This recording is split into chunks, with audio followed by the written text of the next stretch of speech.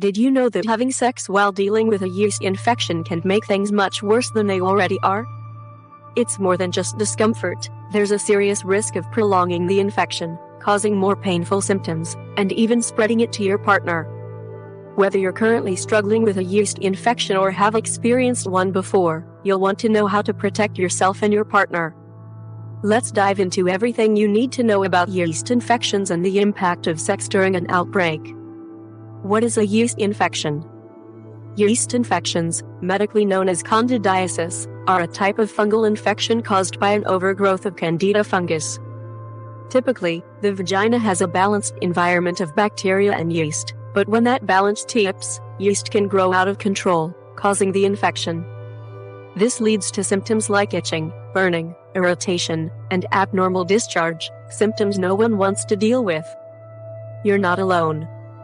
Nearly 75% of women will experience a vaginal yeast infection at least once in their lifetime. They are incredibly common, but unfortunately, they are also easily misunderstood or overlooked, especially when it comes to how they interact with your sexual health. Why sex can make yeast infections worse. When you have a yeast infection, your body is already dealing with an imbalance.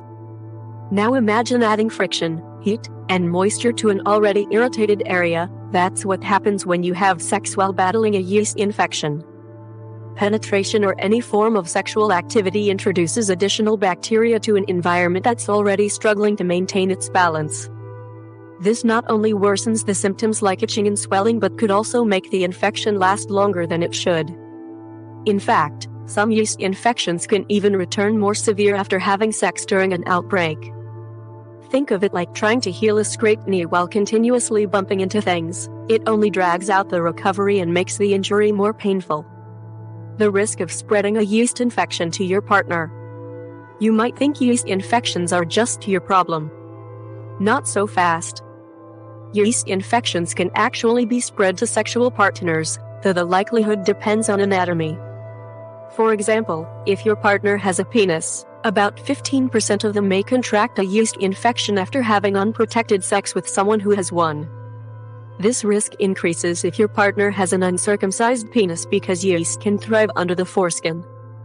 If your partner has a vagina, they could also be at risk, although research is mixed on how common this is.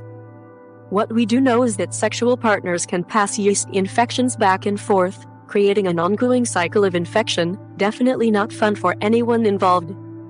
It's not just about you, your partner is at risk too. Even if you don't notice severe symptoms, your partner could still be affected. Just because you feel okay today doesn't mean they won't develop symptoms tomorrow. If they do, there's a chance they could reinfect you, creating a frustrating and painful cycle. Abstaining from sex while you both heal is the only way to truly break this loop. Think of it like sharing a cold with someone. If one person gets better but the other is still sick, the cold keeps getting passed back and forth. It's the same with yeast infections. Why you should take a break from sex during a yeast infection.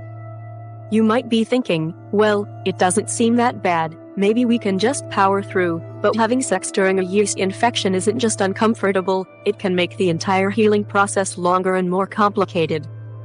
Swollen and inflamed vaginal tissue is more likely to be irritated by penetration or even skin-to-skin contact.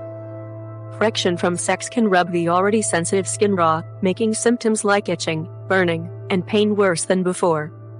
In some cases, penetration can actually introduce new bacteria into the vagina, leading to a secondary infection on top of the yeast infection you're already dealing with. That's a complication no one wants. What should you do if you think you have a yeast infection? If this is your first yeast infection, or you aren't sure what's going on, it's time to see a doctor. Self-diagnosing can be tricky because yeast infections share similar symptoms with other vaginal infections, like bacterial vaginosis or sexually transmitted infections, STIs. A proper diagnosis will help you get the right treatment fast, so you don't suffer longer than necessary. Doctors will usually recommend antifungal medications like miconazole, monostat, or turconazole, Tarazol. These are either over-the-counter or prescription creams and tablets designed to kill the yeast overgrowth causing the infection. Most people find relief within 4 to 7 days using these treatments. Beware of condom failures with antifungal treatments.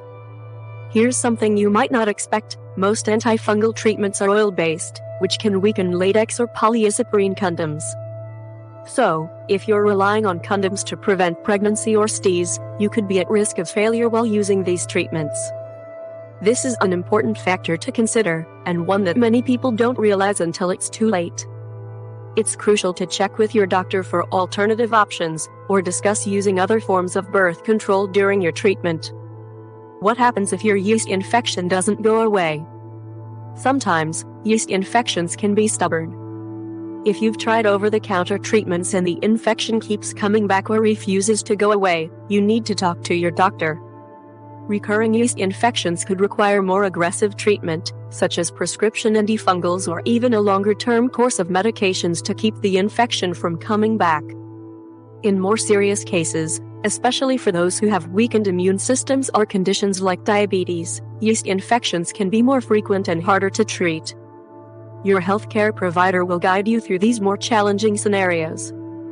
Can you prevent yeast infections? While yeast infections are common, there are steps you can take to minimize your risk.